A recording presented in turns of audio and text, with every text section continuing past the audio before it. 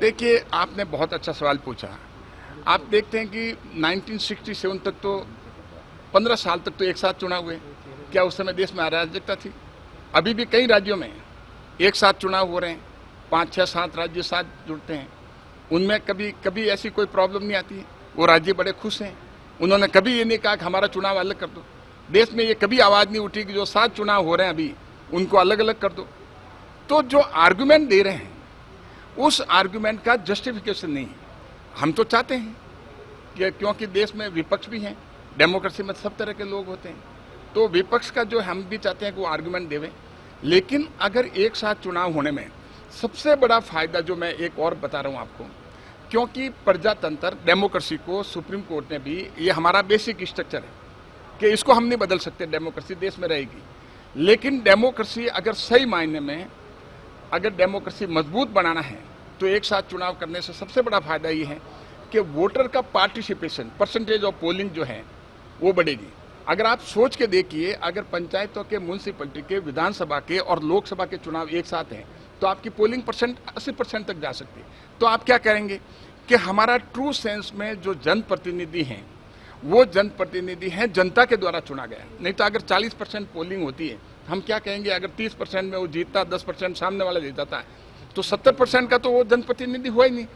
तो सवाल ये है कि मोदी जी का, प्रधानमंत्री जी का सोचना है कि हम अगर प्रजातंत्र को, डेमोक्रेसी को मजबूत करना चाहें तो हमारा परसेंटेज ऑफ पोलिंग बढ़ना चाहिए, आम जनता का पार्टिसिपेशन बढ़ना चाहिए। इलेक्शन कमीशन लाखों करोड़ों रुपए खर्च करती है पार्टिसिपेशन के लिए। और आप देखिए, बार बार चुनाव होने से आप एक देखेंगे कि कई बार क्या है कि जैसे फ्री राशन देना, फ्री इलेक्ट्रिसिटी देना, वो उससे क्या कि ये फ्रीबीज जो हैं, ये जब हम जब इंदिरा गांधी वर्सेस राजनारायण का केस हुआ तो सुप्रीम कोर्ट ने ये कहा कि भाई फ्री एंड फेयर इलेक्शन कराना जो है ये भी बेसिक स्ट्रक्चर है।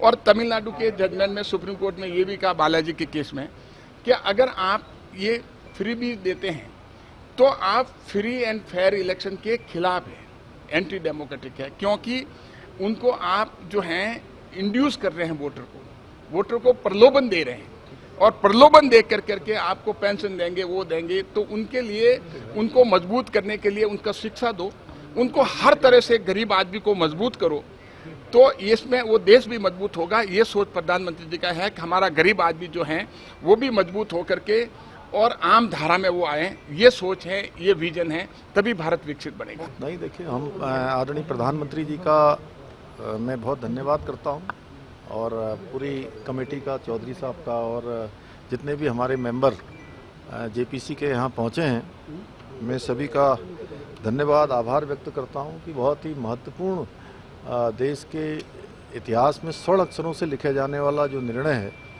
ये निर्णय हुआ है। इसमें जेपीसी बनी है, लोकसभा में बिल पेश हुआ है और पूरे देश के अंदर इसकी चर्चा चल रही है।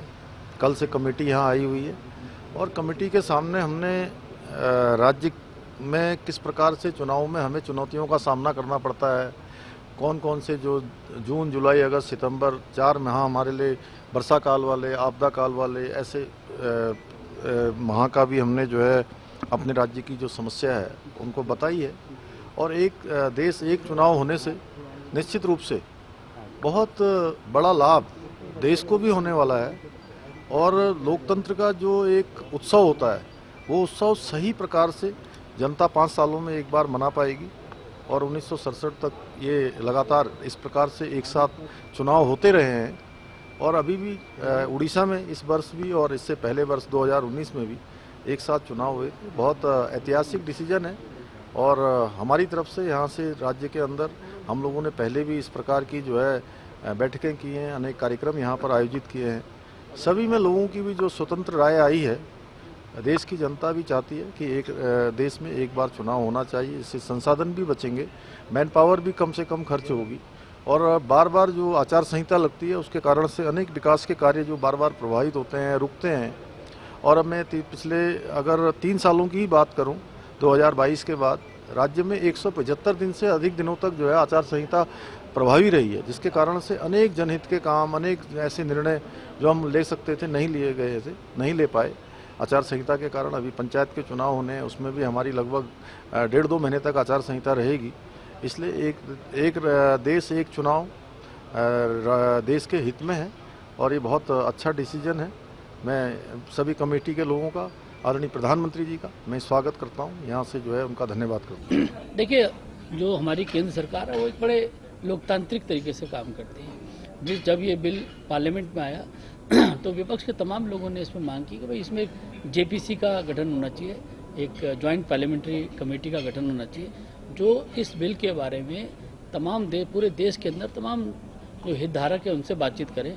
और सरकार ने तुरंत इसको स्वीकार भी किया और अब जेपीसी पूरे देश में सब लोगों से बातचीत कर रहे हैं और लोगों में जिस प्रकार से उत्साह उसके बारे में है उसके बारे में चर्चा कर रहे हैं। तो इसी प्रकार से अन्य जगहों पर भी आने वाले समय में जाने वाले हैं। देखिए, अभी जो वन नेशन वन इलेक्शन की जो कमेटी है वो 2 दिवसीय दौरे पे उत्तराखंड आई है और इससे पूर्व अभी महाराष्ट्र में, मुंबई में भी 3 दिन थे और सब राज्यों में जाकर जो स्टेक होल्डर्स हैं, जो वहाँ के राजनीतिक नेतृत्व है, राजनीतिक दल हैं, साथ ही जो प्रशासनिक लोग हैं, वहाँ के सामाजिक संगठन हैं, तमाम लोगों से, तमाम स्टेक होल्डर से और राज्यों में जाके वहाँ के जो सेलिब्रिटी भी हैं, जो नॉन पॉलिटिकल है, उनसे भी बातचीत कर रहे हैं और उनका एक देश एक चुनाव के बारे में क्या सोचना है,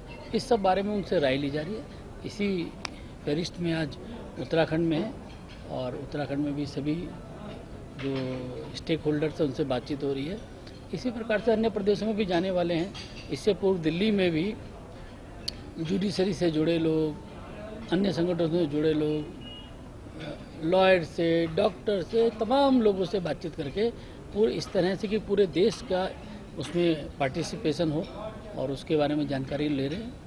और देखते हैं, इस वक्त देश में बड़ा उत्साह है लोगों के अंदर और हम लोग तो जहाँ जहाँ जा रहे हैं वहाँ पर हम लोग देखते हैं कि साधारण से जो लोग हैं, जो राजनीतिक लोग नहीं, आम नागरिक हैं, वह भी इस चर्चा पे बातचीत करते हैं और बड़े उत्साह उनमें दिखता है कि वाकई देश के अंदर एक देश एक चुनाव होगा तो उसके क्या क्या फायदे होंगे, इस पे लगातार लोग मंथन भी कर रहे हैं। अगर आप ये वीडियो YouTube पर देख रहे हैं तो हमारे चैनल को सब्सक्राइब करें और बेल आइकन को दबाना ना भूलें। अगर आप Facebook पर ये वीडियो देख रहे हैं तो हमारे पेज को लाइक करें।